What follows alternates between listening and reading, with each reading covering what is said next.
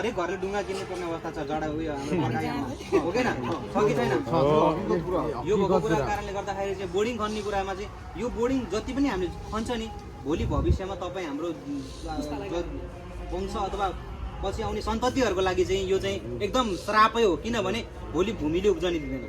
दिन्छ बोर्डिङ खनेपछि तपाईँको चाहिँ बकिया खोलालाई पनि तपाईँको नियन्त्रण यदि हामीले उत्खनन सम्बन्धी नियन्त्रण गरेन भने तपाईँले हामीले चाहेको जति पनि छ नि हामीले यहाँ करोडौँ अर्बौँ लगानी गरेर हामीले बोर्डिङ बसाउने त्यो भएर हामीले मेन भनेको एउटा सुन्नु न निजगढ खोला बकिया खोलाको उत्खनन पहिला रोक्नुपर्छ मेन उत्खनन तपाईँले हेर्नु भएको छ पानीको सतह कहाँ के जमिनको सतह कहाँ पुगेछ अहिले हेर्नु भएको छ 25 फिट भन्दा तल छ हिजो तपाईँको 25 फिट मुनि त्यहाँ राखेको तपाईँको एउटा त्यो छ नि एउटा त्यो ड्याम बनाएको त्यो बाँधभन्दा माथिको पानी अहिलेको बाँधभन्दा कहाँ पुगेछ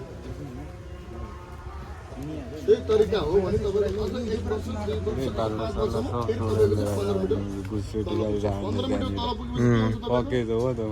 तल पुगेपछि रातभर ट्र्याक्टर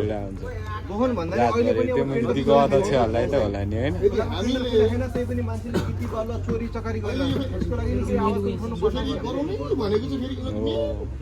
खानै भाडो बनाएको पुरानो नगरपालिकाको